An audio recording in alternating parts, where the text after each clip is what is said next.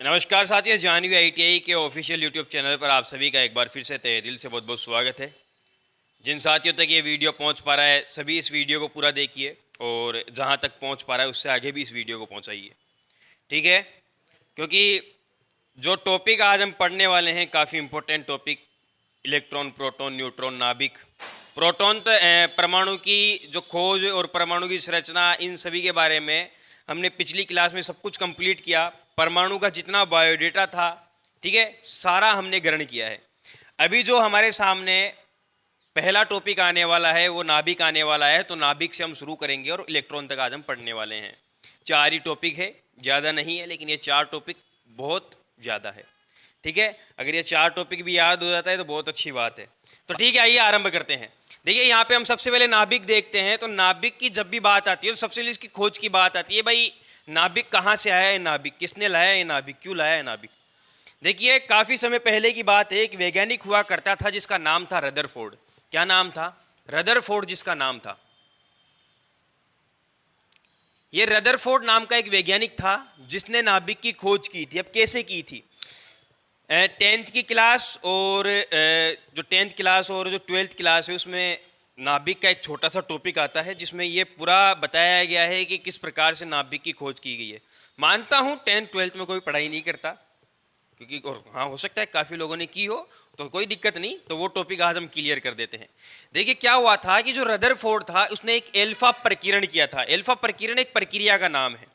Alpha प्रकीर्ण एक प्रक्रिया का नाम है जिसके अंदर एक सोने की पतली पन्नी ली और उसने यहाँ पे इस तरह से सामने लगा दी है। अच्छा आपको नहीं दिख रहा, ठीक है, इधर ले आते हैं। यहाँ पे उसने क्या की, ये सोने की एक पतली पन्नी ली और यहाँ पे लेजर जैसा कुछ रख दिया, ठीक है, जो कि काफ़ी सारी जो प्रकाशीय किरणें हैं एक जगह से निकाले, सैकड़ों किरणें, हजारों किरणें। और यहाँ पे उसने क्या किया, कुछ दीवार जैसा बना दिया। दीवार जैसा यानी कि लोहे की एक पतली परत लगा दी। लोहे की जो चद्दर आती है वो चारों तरफ इसने लगा दी। अब इसने क्या किया, यहाँ से ये जो भी उसके पास लेजर वगैरह जो भी थी, ये कुल मिला के इसको गामा किरणें भेजनी थी। ये जो किरणें यहाँ से भेज रहा था गामा किरणें थी। कौन सी किरणें थी भैया? गामा किरणें। इन गामा किरणों की संख्या कितनी थी? हजारों थी। कितनी थी? हजारों थी। बहुत सारी गामा किरणें यहाँ से भेजी।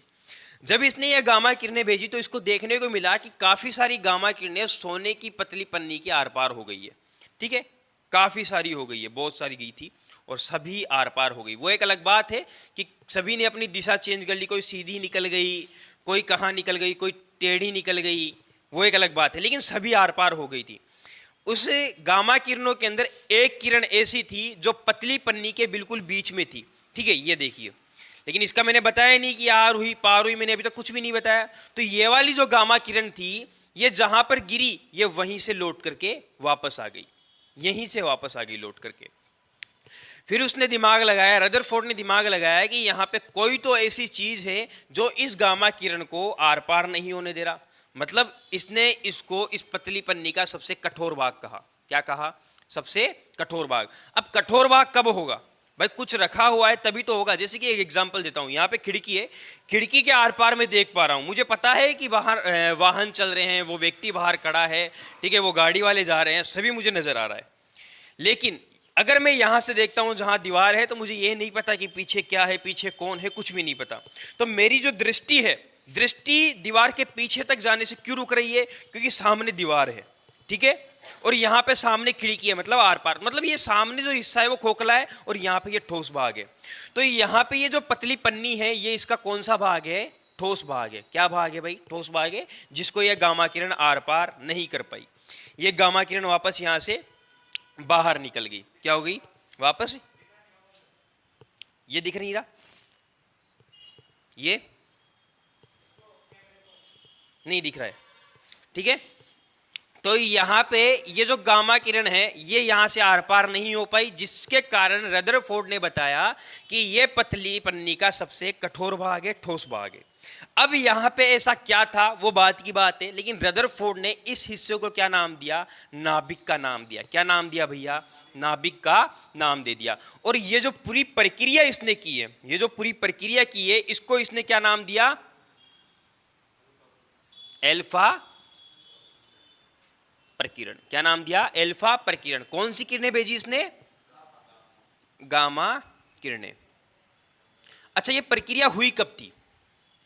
ये जो प्रक्रिया हुई कौन सी सन में हुई थी? ये प्रक्रिया हुई थी 1911 में। तो नाभिक की खोज कब हुई थी? 1911 में हुई थी। किसके द्वारा हुई थी? रदरफोर्ड के द्वारा हुई थी। किस प्रक्रिया के द्वारा हुई थी? एल्फा प्रकिरण के द्वारा हुई थी। एल्फा प्रकिरण में कौन सी किरणें थी? गामा किरणें थी। कैसे हुई? क्योंकि जो किरण थी वो वापस उसी हिस्से से टकरा करके वापस आई, जिसके कारण उसको पता चला कि ये जो पतली पन्नी है इसका सबसे कठोर भाग है। नाभिक की खोज इसके बाद से यहां पे रदरफोर्ड ने इसको बंद कर दिया। ये उसकी खोज कंप्लीट हुई। लेकिन इसके बाद कोई और वैज्ञानिक है। भाई एक चीज बताओ, मैं यहां पे बता देता हूं, भाई ये यहां पे खोखला हिस्सा है, मेरी दृष्टि यहां से आर पार जा रही है। अब किसी को दिक्कत होगी, भैया ये बाहर आर पार देखता है, जब पढ़ाता है तो अच्छा नहीं होता, बार बार देख रहा है, तो अब दूसरा कोई आएगा वो यहाँ पे खिड़की बढ़िया लगा कर चला जाएगा, मतलब इसको बिल्कुल पैक करके चला जाएगा। तो ऐसा है भाई, जो खोज हो चुकी उससे आगे भी तो खोज होगी। अब यहाँ पे ये गामा किरण वापस टकरा करके आ गई, क्यों आई? गामा किरण वापस टकरा करके आ गई, क्यों आई? तो फिर ऐसे ही कुछ रदरफोर्ड की तरह और भी कुछ वैज्ञानिक आए जिन्होंने इसको कुरेद कुरेद के खोज की, भाई इस नाभिक के अंदर ऐसा क्या है कि ये बल रेखा टकरा करके, सॉरी बल रेखा नहीं, ये प्रकाशीय रेखा टकरा करके वापस आ रही है। तो ऐसा ही एक वैज्ञानिक आता है फिर गोल्डस्टीन और जेम्स चैडविक। कौन?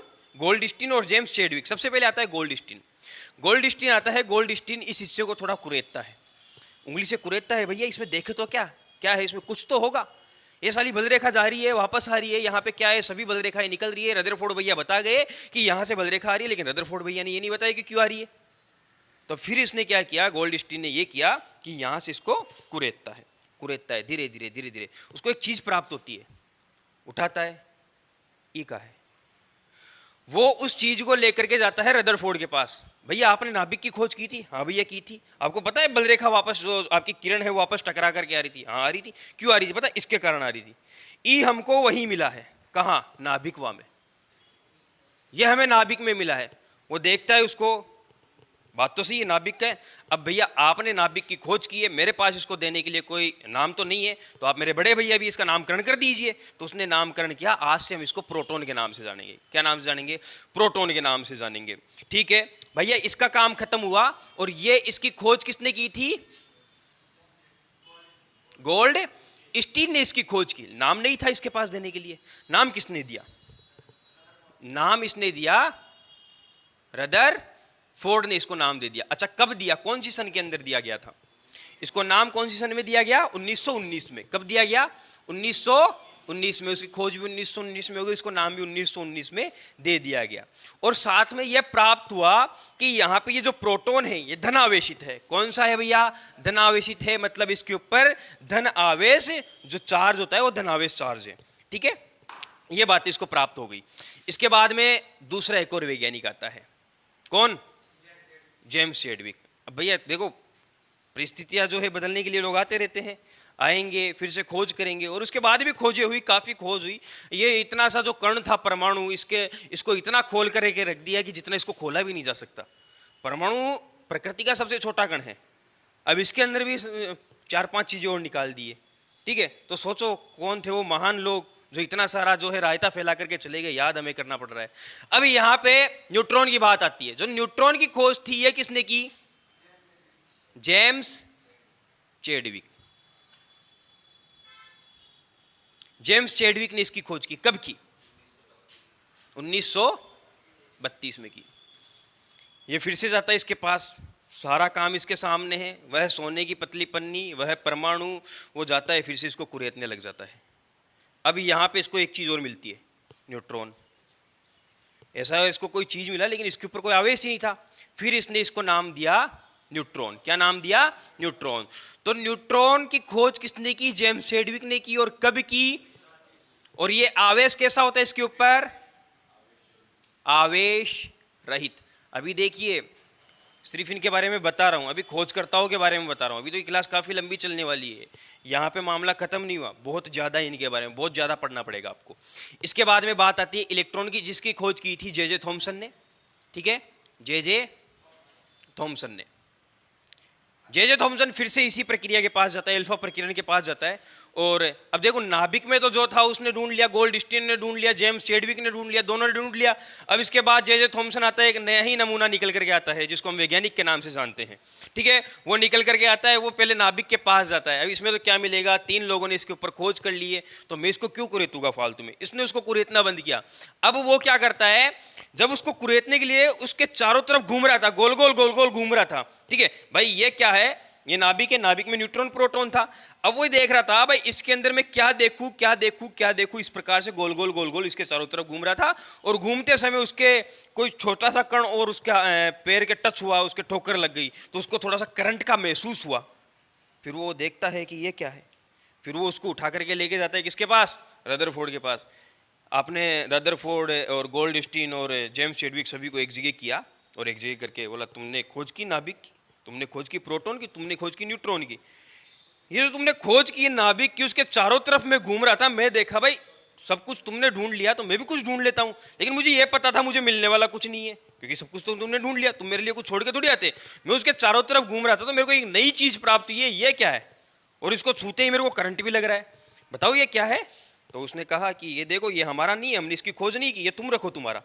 तो फिर उसने कहा कि ठीक है ये हमारा है और आज से हम इसको नाम देते हैं इलेक्ट्रॉन का। खोज कब की इसकी, 1897 में इसकी खोज हुई थी, ये इलेक्ट्रॉन हुआ। इलेक्ट्रॉन पे जो आवेश होता है वो ऋणावेश होता है। इलेक्ट्रॉन पे कौन सा आवेश होता है, ऋणावेश होता है। बाकी इलेक्ट्रॉन के बारे में हमने काफी कक्षाओं में जाना, काफी क्लासों में जाना कि इलेक्ट्रॉन के कारण ही विद्युत धारा फ्लो होती है, ठीक है। तो ये था इनके खोजकर्ताओं का नाम। काफी समय से काफी स्टूडेंट्स का एक प्रॉब्लम मेरे सामने आ रही थी कि यहाँ पे सर हमें इन वैज्ञानिकों के नाम याद नहीं हो पा रहे, बहुत ज्यादा दुविधाएं हमारे सामने आ रही है, तो आप इन दुविधाओं को दूर करें, इन दुविधाओं से हमें निपटारा करवाए, ठीक है। तो यहाँ पे हाँ यशराज जी आपके दिमाग में कुछ डाउट है, बताइए बताइए।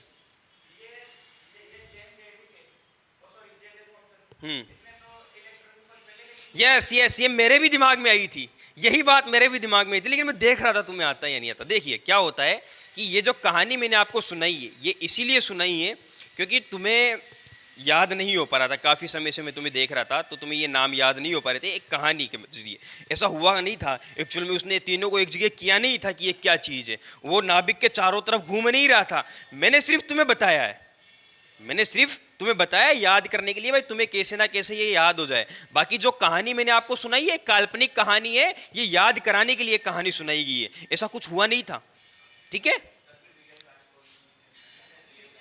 रियल कहानी में ऐसा होता है कि वैज्ञानिक काफी बार प्रयास करते हैं, जैसे कि एक बल्ब की खोज हुई थी, किसने की थी बल्ब की खोज, एडिसन ने की थी, थॉमस एडिसन ने की थी। हजारों बार प्रयास किया और हजारों बार के प्रयास के बाद उसको क्या प्राप्त हुआ, एक बल्ब प्राप्त हुआ जो कि प्रकाश हमें देता है।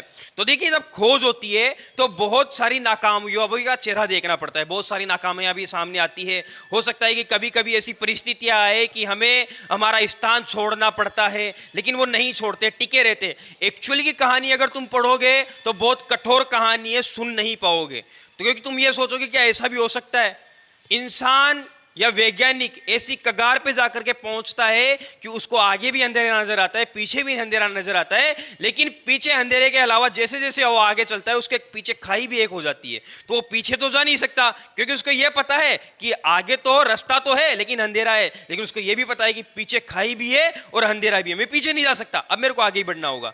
तो ऐसी ऐसी परिस्थितियां उनको सामने आती है और उन परिस्थितियों से लड़ करके वो खोज करते हैं।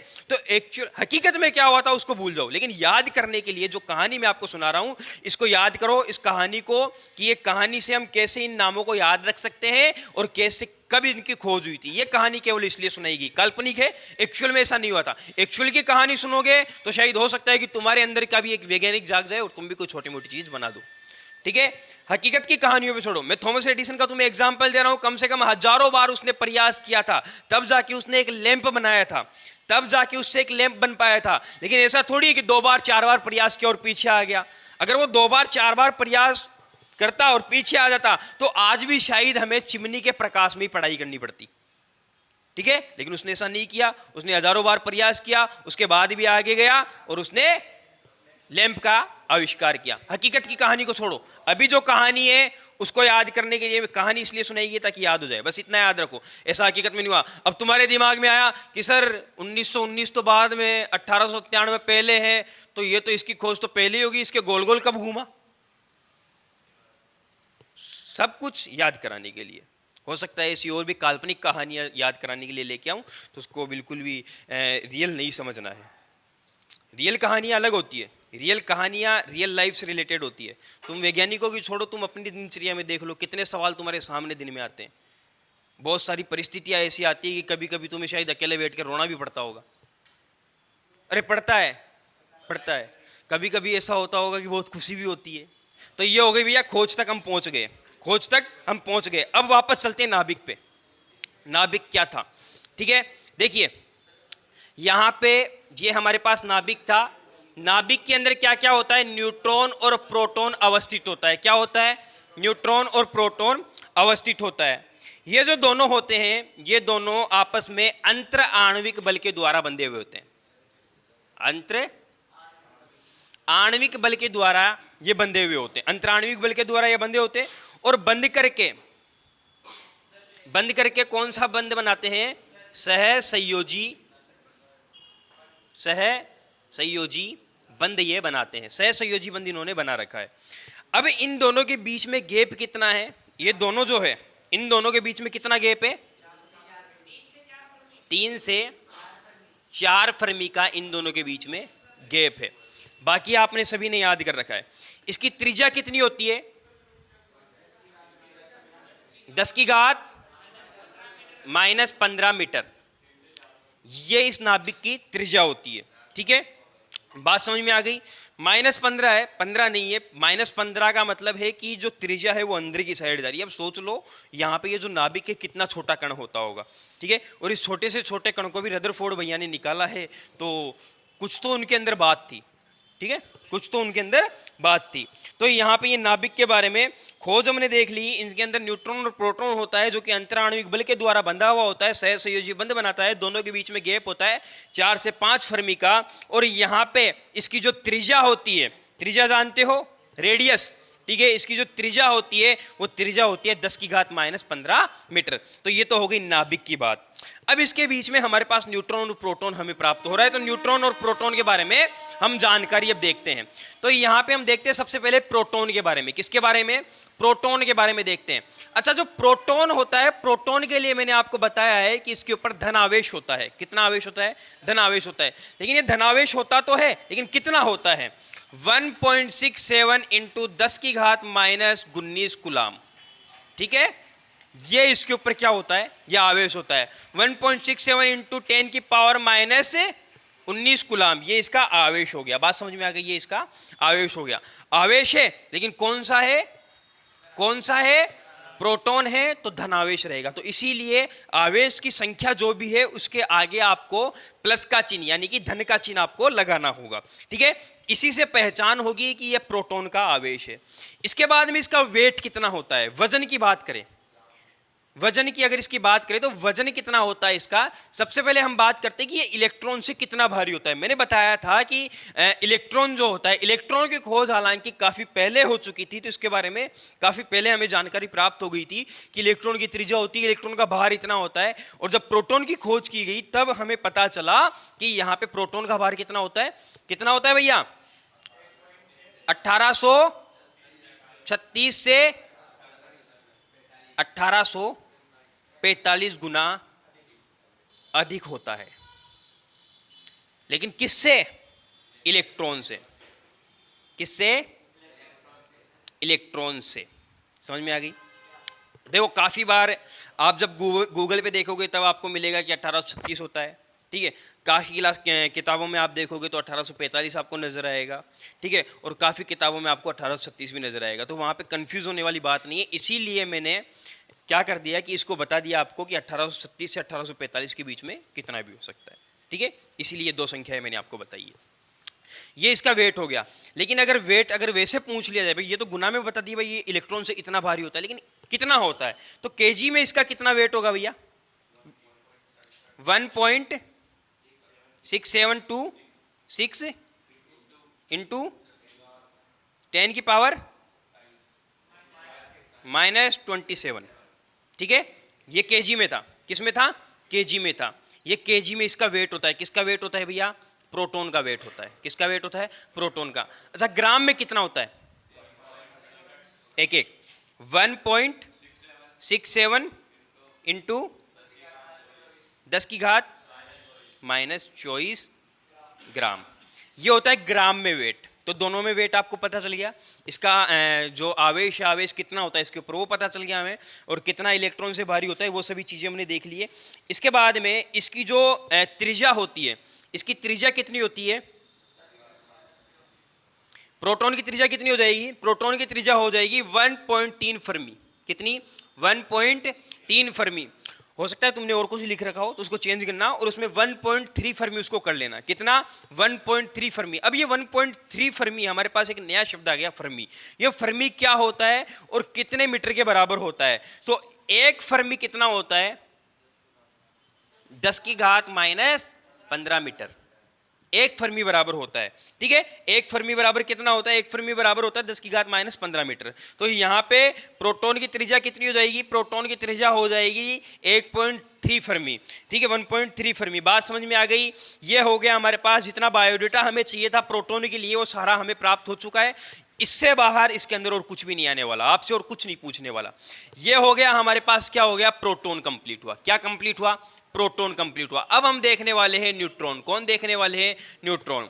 न्यूट्रॉन के लिए मैंने बताया कि आवेश रहित होता है, तो आवेश तो हमें इसके ऊपर पढ़ना भी नहीं है, ठीक है भाई। आवेश नहीं होता तो आवेश को छोड़ दीजिए।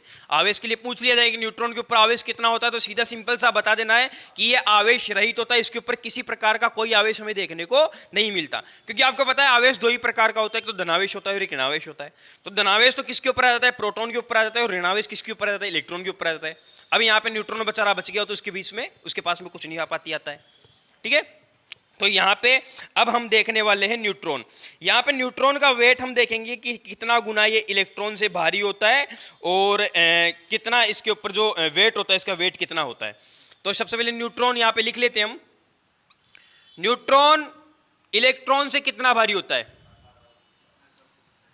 इलेक्ट्रॉन से 1839 गुना भारी होता है, ठीक है, 1839 गुना भारी होता है। अब एक चीज देखिए आप, लगभग दोनों का वेट बराबर रहेगा। तो यहां से एक चीज तो हमें पता चल गई कि यहाँ पे जो हमारे पास न्यूट्रॉन और जो प्रोटॉन है, दोनों का वेट लगभग बराबर होने वाला है। और कितना होने वाला है वो अब हम देखने वाले हैं। भाई ये तो इलेक्ट्रॉन से कितना भारी है, 1839, और ये कितना था, 1836 से 1845। तो एवरेज देखा जाए तो लगभग दोनों बराबर आ रहे हैं, ठीक है। अब इसके बाद में अगर इसको केजी में और ग्राम में देखें तो कितना होता है, इसको हम केजी में देखेंगे केवल, ठीक है। इसको हम केजी में देखेंगे, केजी में इसका वेट कितना होता है, 1.67 1.67493 10 की पावर -27, यह आ गया केजी में इसका वेट, ठीक है। ग्राम में याद नहीं रखना। तो यहाँ पे ये केजी में इसका वेट निकल करके आ गया। लगभग देखा जाए तो केजी में दोनों का वेट हमारे पास समान ही आ रहा है, 27 -27। और देखिए यहाँ पे 67, और ये आगे की कुछ संख्याएं चेंज है, आगे की केवल कुछ संख्याएं चेंज है। अगर देखा जाए तो हम पॉइंट के बाद दो ही संख्याओं तक लेते हैं, लेकिन ये मैंने आपको ये बता दिया ना कि लगभग बराबर होता है। तो कितना लगभग बराबर होता है, इसीलिए आगे की 5-5 संख्याओं तक मैं बता दिया भाई ये इतना लगभग आपको बराबर देखने को मिलेगा, ठीक है। ये न्यूट्रॉन का वेट हो गया। अब इसके बाद में बची हुई है न्यूट्रॉन की त्रिज्या।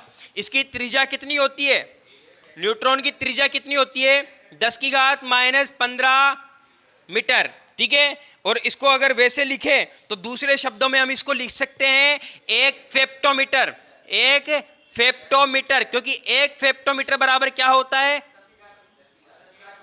एक फेप्टोमीटर बराबर होता है 10 की घात माइनस 15 मीटर। तो इसको हम 10 की घात माइनस 15 मीटर भी लिख सकते हैं और 1 फेप्टोमीटर भी लिख सकते हैं। तो क्वेश्चन चाहे जो भी हो उसके उत्तर इन दोनों में से कुछ भी हो सकता है। ठीक है, बात एक ही है, चाहे एक फेप्टोमीटर लिख दीजिए, चाहे आप 10 की घात माइनस 15 मीटर लिख दीजिए। ये न्यूट्रॉन के बारे में हमें जितना बायोडेटा चाहिए था वो सभी हमने प्राप्त कर लिया। अब हम क्या देखने वाले हैं, अब हम देखने वाले हैं हमारे पास इलेक्ट्रॉन। क्या देखने वाले हैं? इलेक्ट्रॉन। इलेक्ट्रॉन पे आवेश कौन सा होता है? ऋण आवेश होता है। कौन सा आवेश होता है? ऋण आवेश होता है। और अगर इलेक्ट्रॉन पे देखा जाए तो आवेश कितना होता है? भाई ऋण आवेश होता है, लेकिन कितना होता है?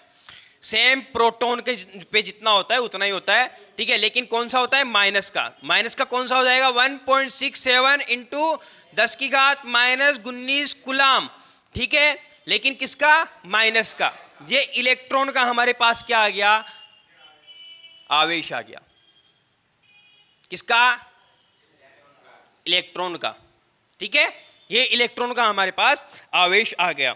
अब यहां पे हम देखने वाले कि इलेक्ट्रॉन का जो वेट होता है, वेट कैसा होता है इलेक्ट्रॉन का? इलेक्ट्रॉन का वेट कितना होता है? सबसे पहले केजी में देखते हैं। इलेक्ट्रॉन का वेट केजी में कितना हो जाएगा? 9.109 मल्टीप्लाई 10 की पावर माइनस 31 केजी। ठीक है, ये केजी के अंदर किसका? इलेक्ट्रॉन का वेट आ गया। किसका वेट आ गया? केजी में इलेक्ट्रॉन का वेट आ गया। इलेक्ट्रॉन का अगर ग्राम में वेट देखें तो ग्राम में कितना वेट हो जाएगा? 9.02 मल्टीप्लाई 10 की पावर माइनस, ठीक है, 28 ग्राम। ये हो जाएगा इसका ग्राम में वेट। कितना हो जाएगा? कितना हो जाएगा? 9.02 इंटू 10 की पावर 28 ग्राम। ठीक है, ये हमारे पास इलेक्ट्रॉन का वेट आ गया।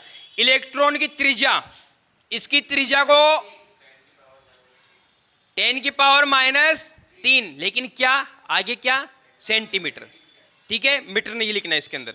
ये क्या होता है कि हमारे पास इलेक्ट्रॉन जो होता है पूरे परमाणु का सबसे हल्का कण होता है, सबसे हल्का कण होता है। अब एक बार सपोज करके देखो कि यहाँ पे हमारे पास इसका वेट कितना आ रहा है, इलेक्ट्रॉन से कितना भारी है? 1845 गुना भारी है। और ये कितना भारी है? 1839 गुना भारी है। तो कम नहीं होता है, 1845 और 1839 गुना बहुत है भाई। एक तो 1 केजी और एक 1839 गुना है, एक 1839 केजी है। तो कितना दोनों के अंदर अंतर हो गया। तो अब आप देख लो इलेक्ट्रॉन कितना हल्का होगा इन दोनों से। ठीक है, इसीलिए इसकी जो त्रिज्या होती है वो भी काफी छोटी होती है, वो भी काफी छोटी होती है। तो इसकी त्रिज्या कितनी निकल करके आती है हमारे पास? त्रिज्या आती है 10 की घात माइनस 3 सेंटीमीटर। तो ये था इलेक्ट्रॉन के बारे में।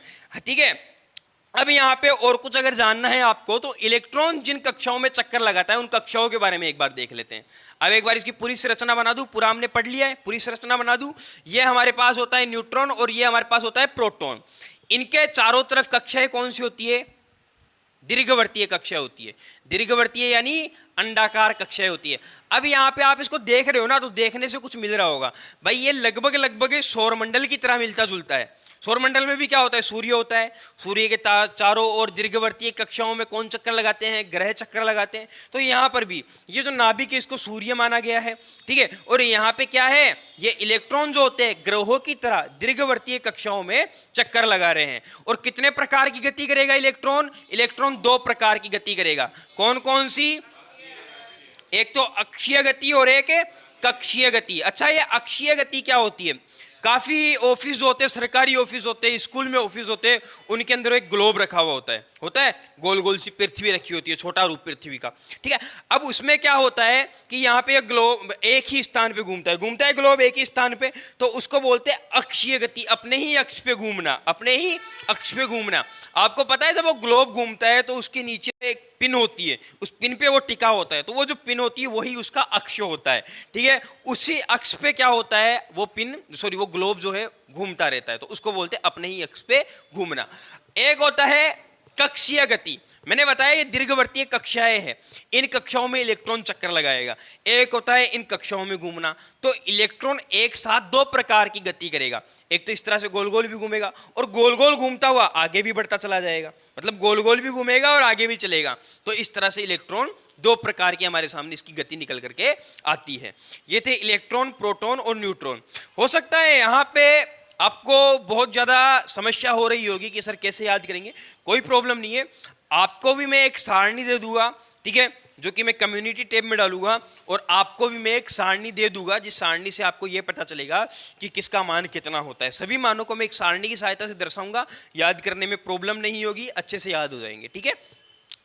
यहाँ तक कि अगर क्लास में कोई प्रॉब्लम नहीं है तो वीडियो को लाइक करके चैनल को सब्सक्राइब कर लीजिएगा, और आपको अगर क्लास में कोई प्रॉब्लम नहीं है तो बहुत अच्छी बात है, और हो तो क्वेश्चन कर सकते हो, आप भी क्वेश्चन कर सकते हो और कमेंट में डाल दीजिएगा। थैंक यू हमारे साथ लास्ट तक बने रहने के लिए, आप सभी का बहुत बहुत धन्यवाद।